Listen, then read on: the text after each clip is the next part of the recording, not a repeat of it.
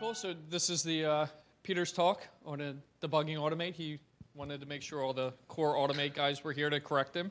But no, I want to introduce you guys to Peter McGowan, the man who literally wrote the book on Automate. Thank you. Good. So, thanks, Greg. Yep. Thanks, Greg. So, so before lunch, Greg and Madhu gave the talk from the Automate developer's point of view. That's the deep dive talk. This is the session from the Automate scripter's point of view. So this is going to be a shallower level kind of talk in terms of depth. And why I call it investigative debugging, it's because as automation scripters, particularly when we're starting out kind of learning what goes on, we have this dual challenge of investigating, trying to find out what's there from the object model point of view, what attributes there are, what we can program against. But as we're developing our scripts, we also have this debugging aspect as well. And quite often we approach the investigation and the debugging using the same tool. So I kind of combine them into this talk. This is actually one of the chapters in the book. Shameless plug for the book there. So let's have a show of hands.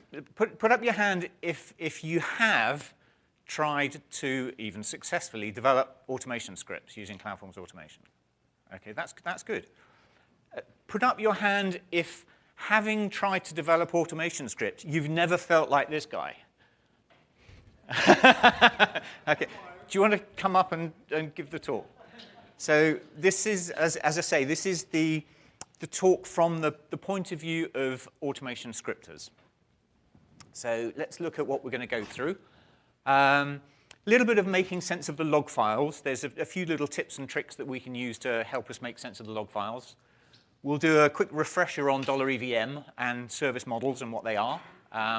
We'll look at 3 different ways of looking at these objects, which I'm calling examining objects, which we'll use the Rails console for, inspecting objects, walking objects, and then we'll look at how we do some object analysis mid-workflow, which is something we quite often want to do when we're troubleshooting our automation scripts. And hopefully by the end of the session, if you've got any of these 4 takeaways, then I've done a little bit of my job, which is how to use the logs effectively, efficiently when you're developing automation scripts, when the heck to use evm.root or evm.object, because it took me a long time to work that out, because a lot of the sample scripts seem to use either or both. How to examine service model objects, and maybe even what a service model object is, and how to inspect and debug objects mid-workflow. So the first thing we'll look at is how to use the logs. Now the log files, I'm sure a lot of you have looked at automation.log and evm.log, and they're quite verbose lines in the log files. So we have this little preamble. In fact, Tom was telling me exactly what the log line comprises of. But there's 3 little values, 3 little numbers that are actually quite useful, which we can see here I've marked out in green. That's the process ID of the worker thread or the server that's written the log line. And we can tie that back to a dump. If we use rate evm status, we get a list of the server and all of the workers. And this shows us the process ID of the worker threads. And if we correlate that back to automate.log or evm.log, we can actually see the worker thread that has written the log line. So that can really help us when we're trying to troubleshoot what's going on. We can also use this to do a little bit of behind-the-scenes kind of background analysis as to how the Automate engine works, because we know. Well, in fact, I thought until lunchtime when Madhu corrected me that the Automate engine runs in either of 2 generic workers or priority workers, because from my kind of just working with Automate, I seem to have seen Automate methods pop up under either one of these 4 workers. So now apparently Madhu is saying that, in fact, what happens is the generic workers run the Automate engine, and more of the real-time, you were saying, kind of UI-based Automate methods are quite often fired off by the priority workers. But we do quite often see Automate work being kicked off by any of these workers. So if we go to EVM status and find out the process IDs of our 2 generic workers and our 2 priority workers, we can start grepping through the log file for anything that contains those process IDs. And now we can start to build up a picture in evm.log of what the generic workers and the priority workers are doing that might have anything to do with Automate. So here we see a generic worker getting a request off of the MIQ queue table to do some work. We see a queue task ID. We see automation engine running. And this is quite useful to be able to do this if we're just trying to learn how the Automate engine works, what's going on behind the scenes. So being able to just grep these process IDs in the log files is really useful.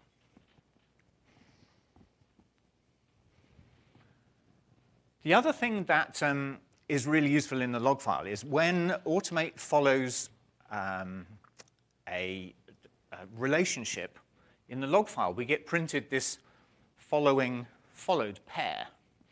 And it's really useful to be able to trace these to see what's going on in our workflow. Now, one of my colleagues has written quite a cool little awk script which indents nested following followed. So you can do all sorts of things like that. But using following and followed is really helpful to when you're trying to work out what Automate is doing.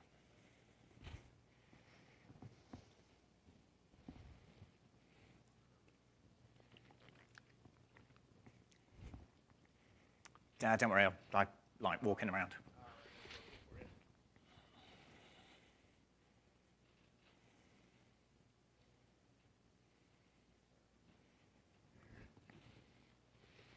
So that's the useful things that we can do to look at the full lines in automation.log.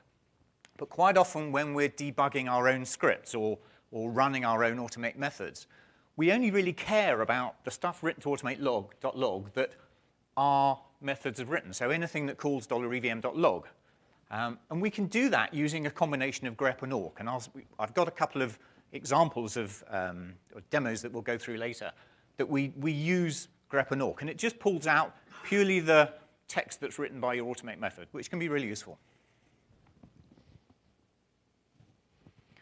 So that's it for logs. Now we'll do a bit of a refresher on what $evm is and what service models are.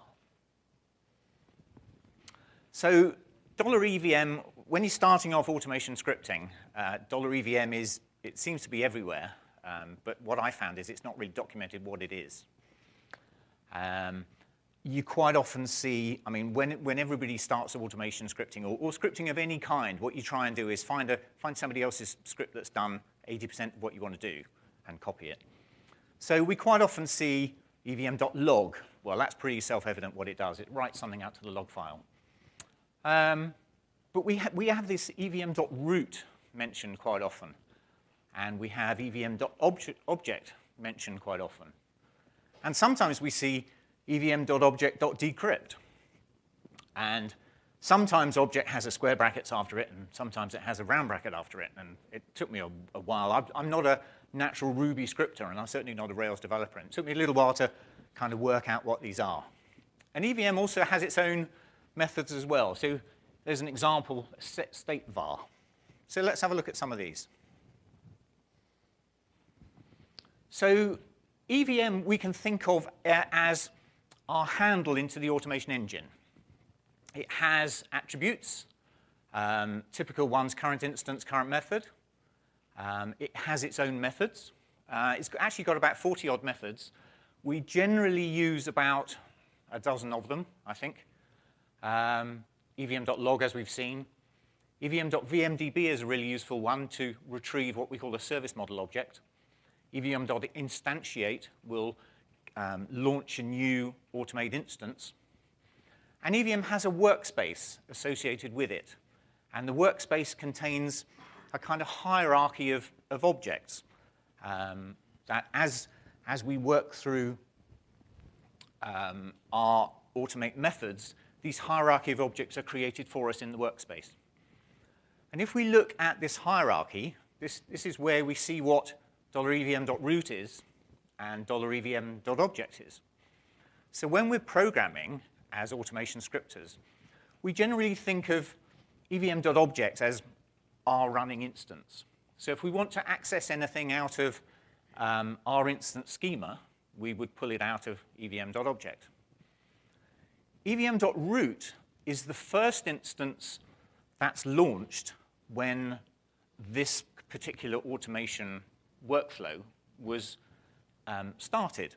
So it's the first instance launched.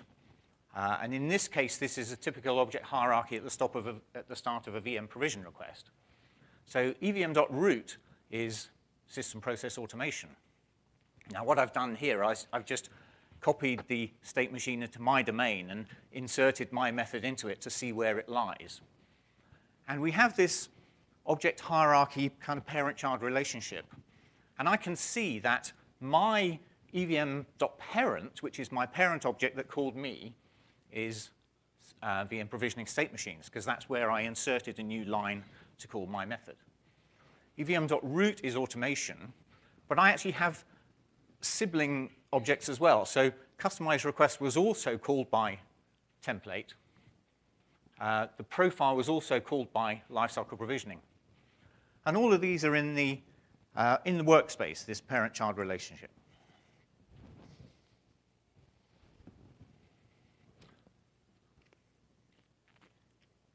So we can think of an automation script as running in a little self-contained sandpit. And this is really useful as automation scripters because we might not necessarily be competent Rails scripters. I'm certainly not. So I would be less than comfortable running an automation script within this kind of fully privileged Rails environment because I don't know what I might break. So as we saw this morning, our $EVM variable, this handle into the Automate engine, is actually a dRuby, distributed Ruby client object.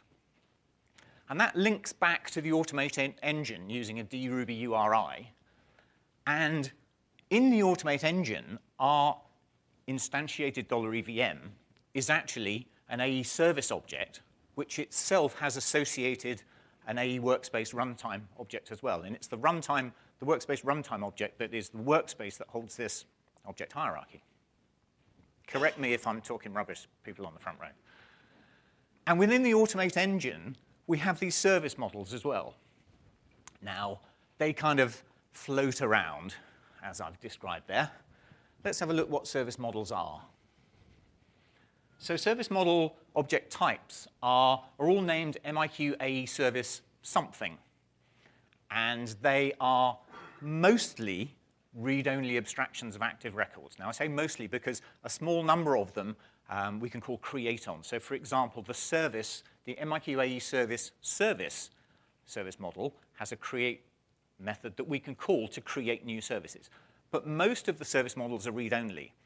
And this, again, is done so that we, as automation scripters running in our little sandpit, can't break any of the active records and the real stuff that goes on in Rails. We don't want to touch any of that.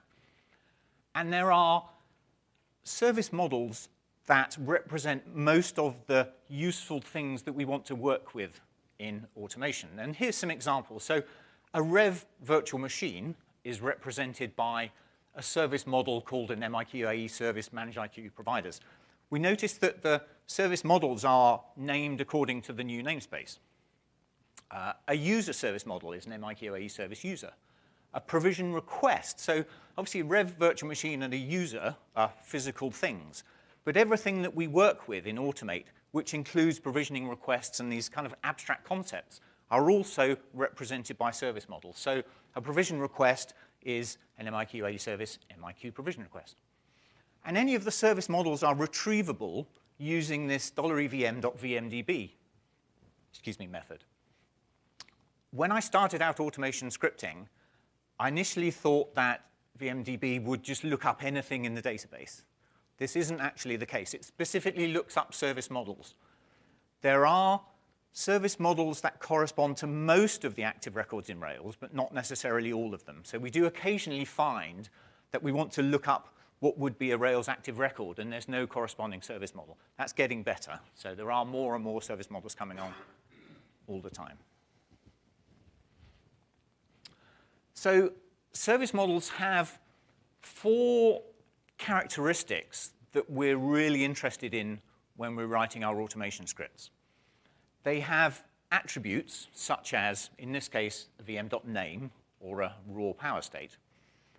And a service model attribute corresponds to a Rails active record attribute, which corresponds to a table in the database. We also have virtual columns, which are dynamically computed columns. And these are also very useful to us. So typically for a VM object, we might want to pull out CPU total cores. Now that's not an attribute, that's a virtual column. It's dynamically computed. Similarly, VM.IP addresses.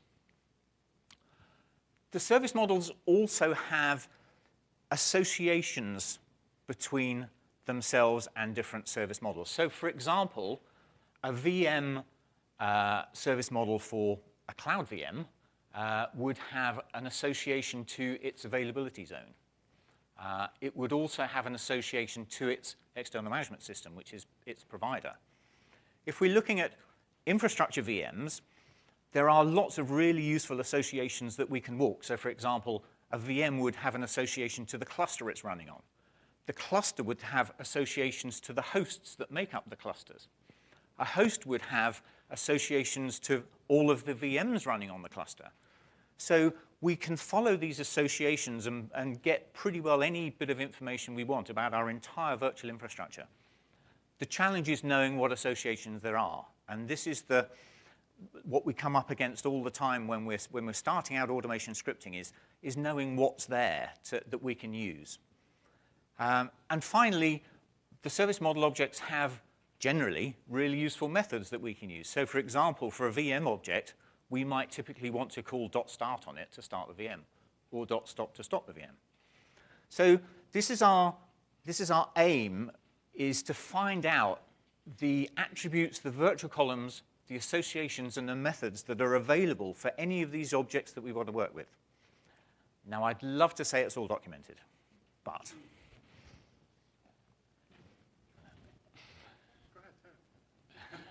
it's slightly more documented now than it was a year ago. So the first way that we can go in to look at what's there is using the Rails console. Now, I describe this as the hardcore method because the Rails console, unless you're a Rails developer, unless you're a very competent Ruby developer, is a little bit scary because you've got full access to the whole object model and one slip and save, and you can break all sorts of things. But it's still a really useful way of finding out what's there. So one of Red Hat's Asia Pac consultants, George Go, has written this really useful little bundle of CloudForms utils. And he's packaged it up under an RPM, and you can install that RPM on your CloudForms appliance. And one of the things that CloudForms utils gives you is a .irbrc file, which is a Ruby environment file, and a Rails file, IRB Rails file. And what he does in there is predefine a $EVM variable for us. So as soon as we go into the Rails console, we have a $EVM that we can work with. So let's run a little demo to see how we do this.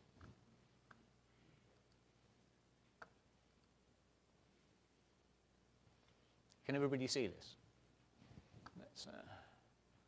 So that's George's IRBRC file, and that's his IRBRC Rails. And here he defines a little method getEVM, which calls MIQ service new in exactly the same way as it's defined in the engine, and defines $EVM. So as soon as we go into Rails console using this,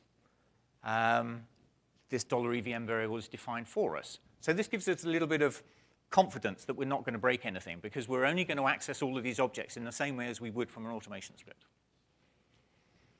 So here we are going into the Rails console.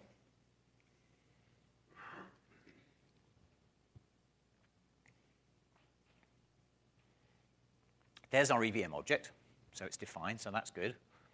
We can see some of the methods it's got, some of the hashes.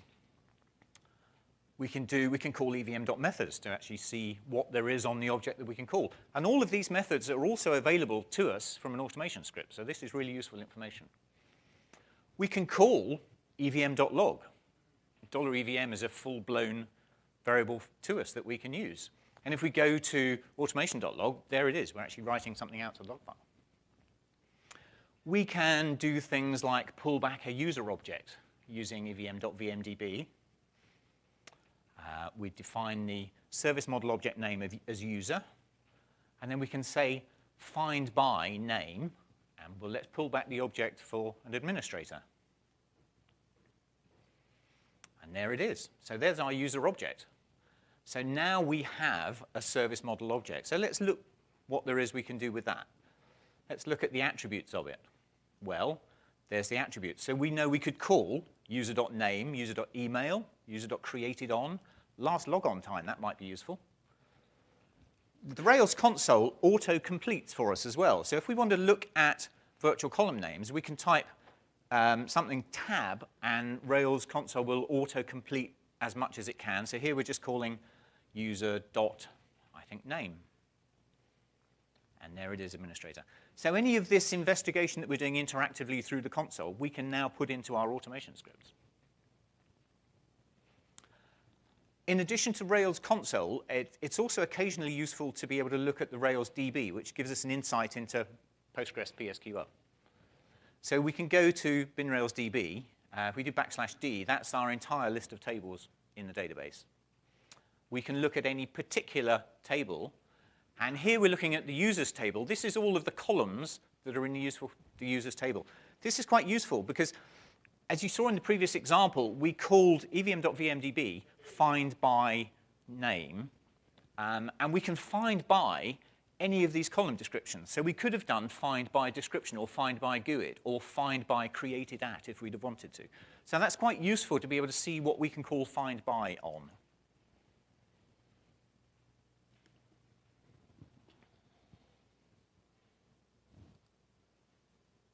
So that's the Rails console. That's, as I was saying, that's the kind of hardcore way of getting in there. There are slightly nicer ways, should we say. I know a lot of people. There's my colleague Nick over there is one of the Rails console's gurus. So I don't want to say anything bad about using the Rails console because what Nick doesn't know about using the console, you could write on the back of a postage stamp. But I'm more of a kind of find it out by script guy. I'm not so confident using the Rails console. And out of the box, there's quite a useful script that we can call called inspect me. Let's have a look at that.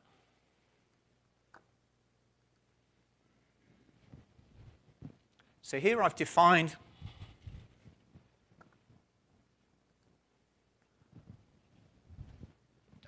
a button on a VM object. Here is in system request. It's out of the box, inspect me, so we don't have to add anything. It's there. We can call it. It's quite a simple little method, but it dumps some really useful information. So let's call this from a button on a VM object and see what we get.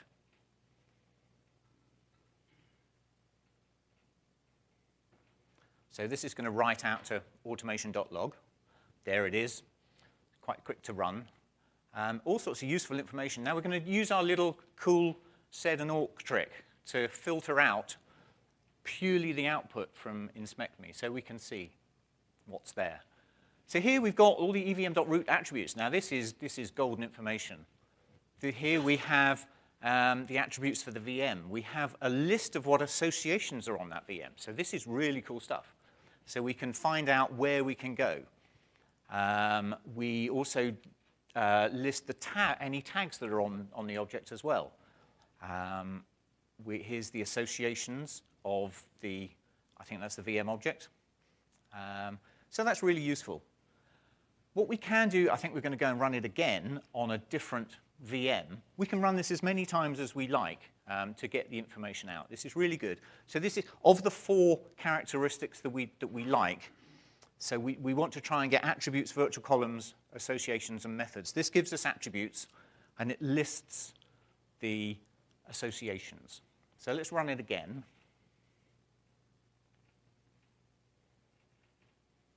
And let's do our little grep and awk trick again. So one of the challenges with using the grep and awk trick is if we're doing these things multiple times, then we have to scroll through each invocation of it. So here we've run inspect me on 2 VMs, so we've got to scroll through 2 VMs. So that's not ideal, but it's better than looking at the raw automation.log and filtering out all the date stamps and everything else.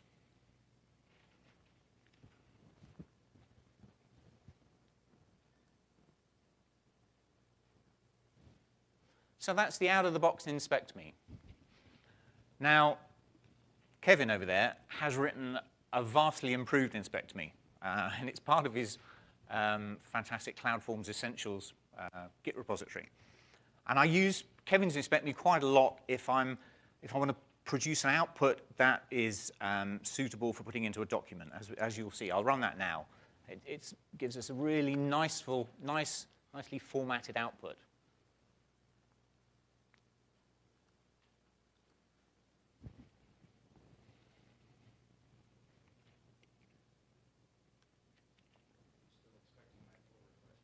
Yes, you will get it. So here's Kevin's inspect me. So this now, it writes a lot more information. It's really good. Here we go. So this is I'm running this on a VM that's actually part of a service. So what we can see, what Kevin's inspect me does is not only lists the associations, but it traverses one level of association of some of the useful things that we might want to see as well. So here we're now pulling that out. We get, as you can see, the formatting is much nicer. This is really good for sticking into documents. So we get the user administrator, not only the attributes, but now the virtual columns. So this is 2 of the things ticked off that we want. So attributes and virtual columns. There's the VM associations. The virtual column names.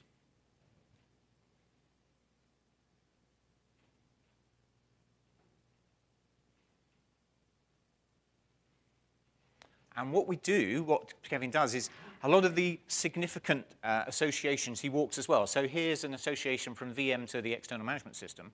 And he's traversing that and then listing the attributes and associations of that. So this is great stuff. This is very useful stuff that we can then use to see what we can script about. Now here, this is actually a really useful association. This is our MIQ provision request. So this is the provisioning information because this was provisioned as part of a service. So we've got all of the provisioning workflow stuff. So that's really good.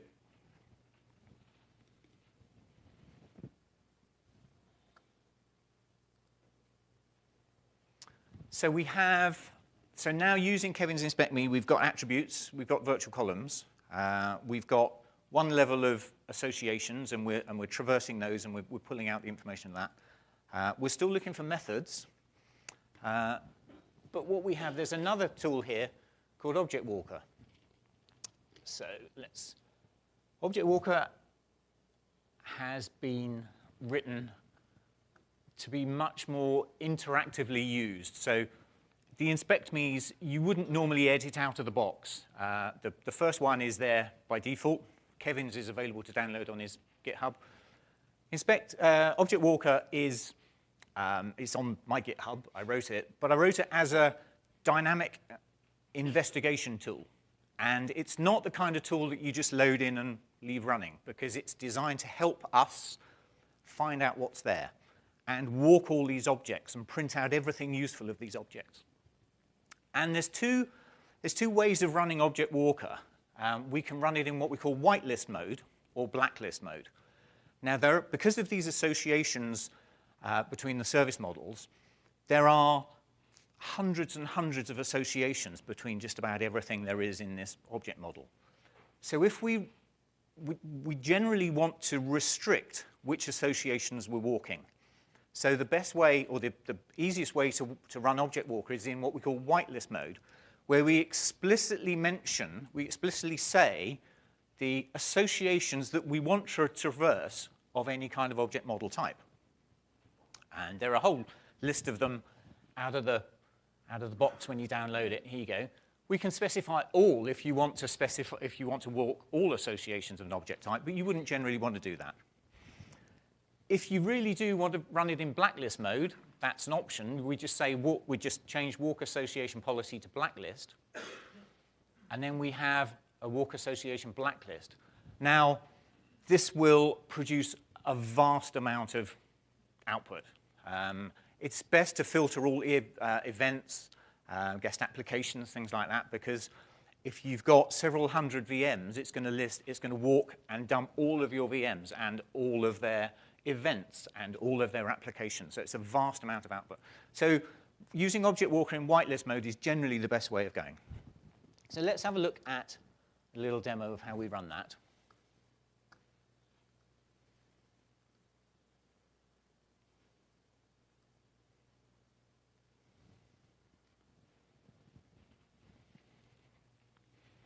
So this is I think I've done a little bit of edit. Because I'm running this on an OpenStack provider, I've added some of the OpenStack specific service model references into the whitelist. So I'm going to run this from a button.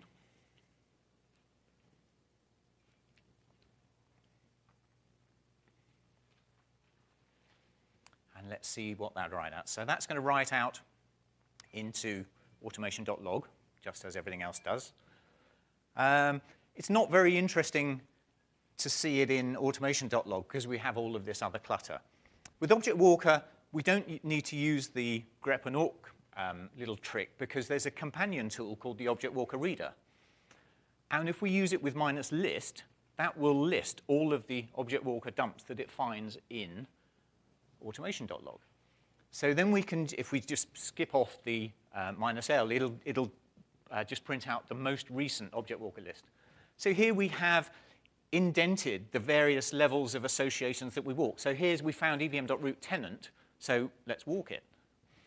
If we haven't mentioned an object in our whitelist, we get a little message to say, if I can show you somewhere, it'll say not walking because the object isn't in the whitelist.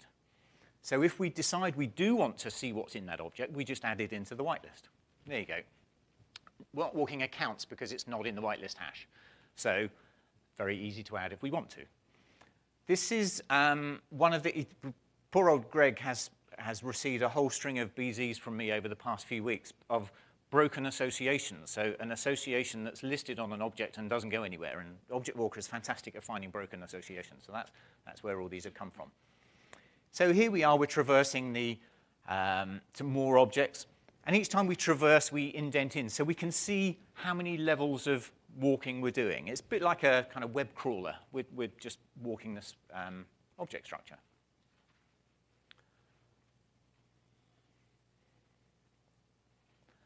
And what we also get is methods listed. So here, we're now getting all of our 4 properties that we want to pull back out of every object. We've got attributes, we've got virtual columns, we've got associations, and we're walking the associations, but we're also pulling back the methods of an object that we can use as well. So here I'm just going to run it again on a different VM. And let's see what we get.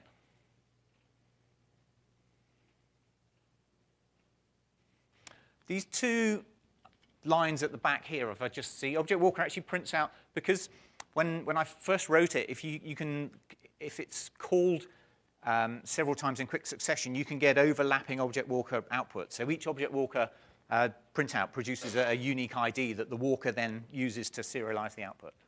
So here's the list for that second VM. And what we see, -l on Object Walker Reader has listed both of the dumps. What we can do is Object Walker Reader -t to specify a timestamp. If we actually want to list out a prior Object Walker listing, we can do that.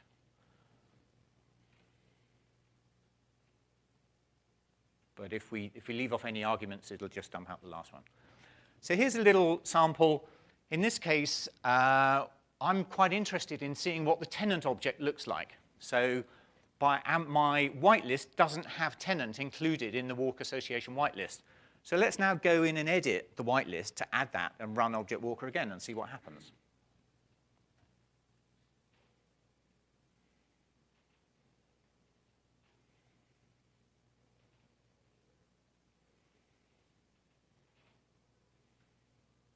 So we just simply append the tenant association. That's a nasty little UI bug. Can somebody fix that?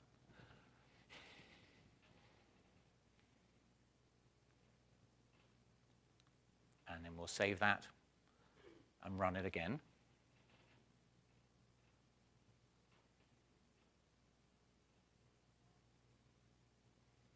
My appliance was really slow. I was running this, doing these recordings yesterday.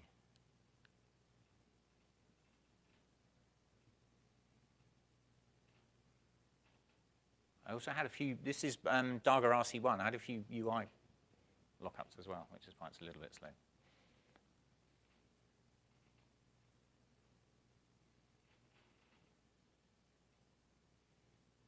Okay, there we go. So now let's run Object Walker again. And hopefully, because we've edited the whitelist, we'll be traversing that association into the tenant object. So let's see what happens.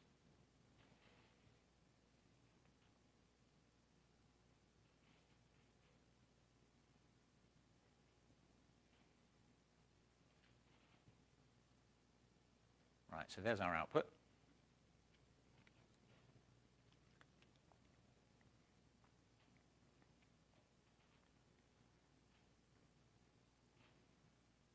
I should have speeded this up. Object Walker does produce quite a lot of output.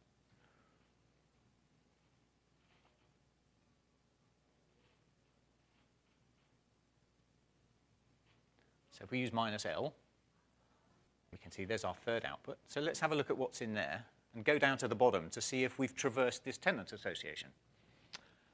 Well, actually, we've tried.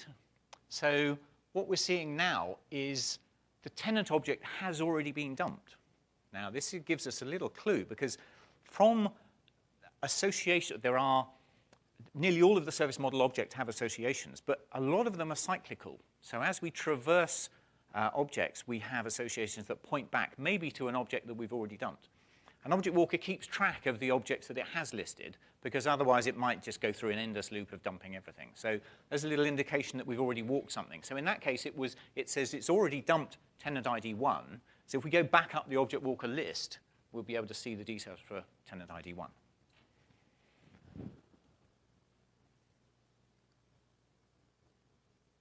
OK, so that's an introduction to using Object Walker. And this tends to be the tool that I use mostly for my investigative debugging, because I just find it useful to be able to do this sort of thing.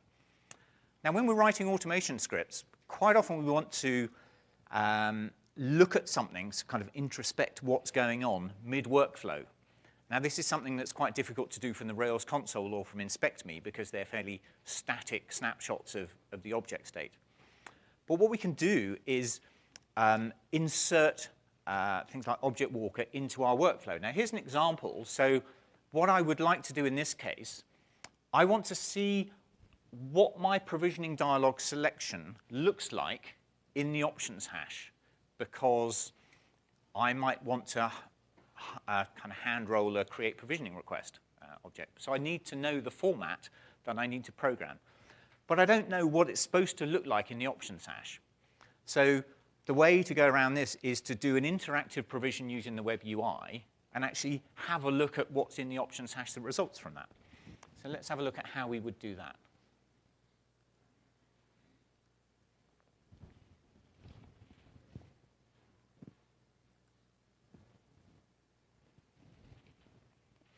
So in this case, I've copied the Cloud VM provision state machine into my domain. And I've opened up the schema, and I've inserted a new state called walk objects. So this is going to get called as part of the VM provisioning workflow. But it's going to capture the state of all of the provisioning-related objects mid-workflow, and hopefully let me examine what's in them.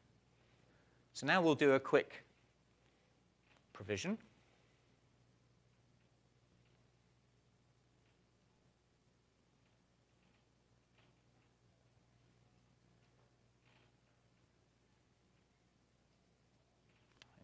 Apologies, I don't know how to spell my own name in this. And in this case, I'm specifically interested in some of the environment properties because these are what I want to emulate in my hard-coded or my hand-coded workflow. So I'm going to specifically pick out Cloud Tenant Availability Zone, and I want to know what the security group looks like. So I'm going to pick a private network, and I'm going to pick my open security group because I don't know how to format that when I'm encoding create provision request. So we'll pick an instance, a guest access pair. So it's just a standard interactive provision. I missed leaving in 5 minutes for dinner when I was recording this.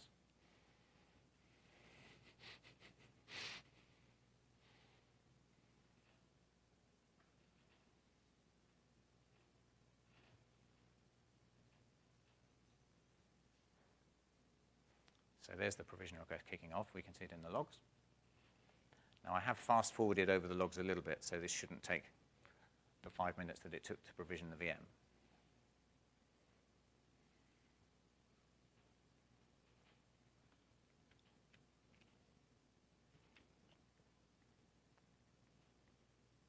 Right, so there's our provision task going through the state machine, register AD, and here we go. So now it's printing the object walker mid-workflow. So this is a snapshot of the objects that we'll see mid-workflow from an interactive provision. So we can use this as a reference now anytime we want to call create provision request interactively or do any kind of programming against any of these objects. We've got a snapshot, so we know exactly what it should look like. So there's our object walker list. Let's have a look at the last one.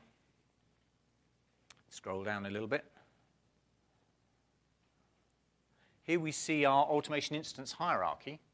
But this is the interesting thing. So this is the options hash for the MIQ provision. And I deliberately wrote object, because I'm lazy, I deliberately wrote object walker in a Ruby-esque format so that I could completely swipe $EVM and just copy it into a script and use it. So there I can see, in fact, if I scroll that back a little bit,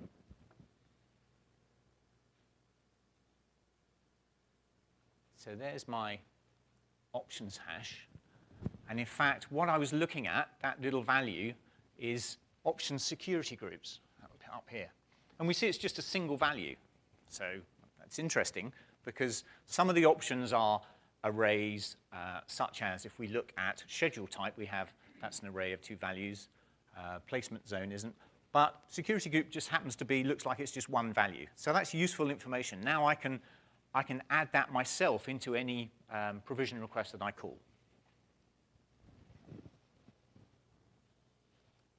So that's analyzing mid-workflow as part of a VM provision request. Let's have, so the second scenario, this is the last one we'll go through. There's another scenario I want to, sorry, yeah. Okay, sure. So here's an example of how I want to look at in the service provision state machine. There are 2 methods called dialog parser and catalog item initialization. I want to see what they do. I want to see what effect they have on my provisioning workflow. So let's see how we can do that.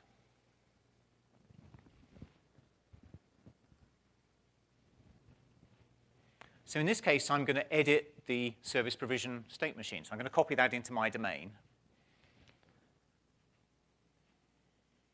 There it is.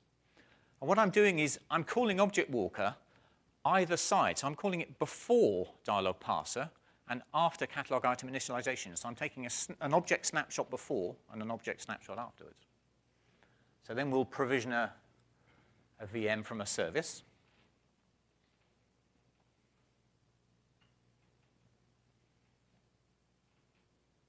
Just a simple little test service.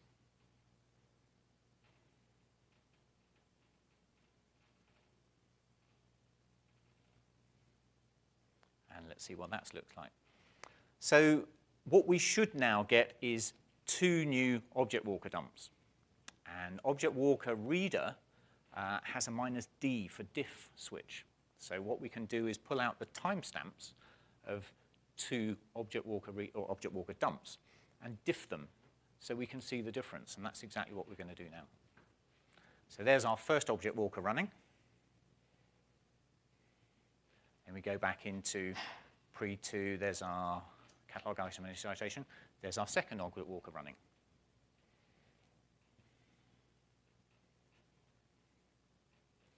So let's go and use the reader. Let's see what we've got. There's our 2 additional object walker dumps. So let's use -d on that.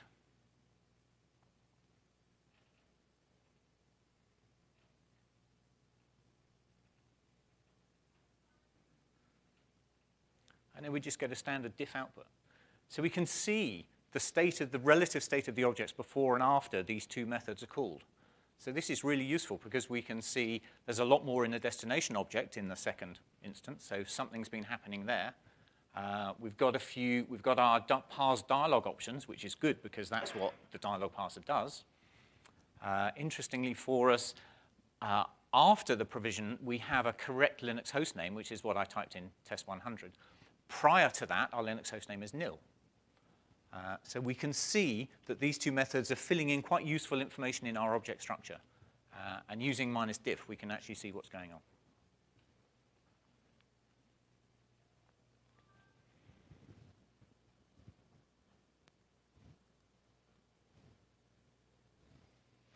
So just to summarize, use the logs to your advantage. Find out what's in there. Find out how to parse out your automated method output so you can see it. Understand the relationships between instances and how to traverse them. Understand what a service model is. And use the inspection tools. So the 2 inspect me's and object walker. And I think that's it. Has anyone got any questions?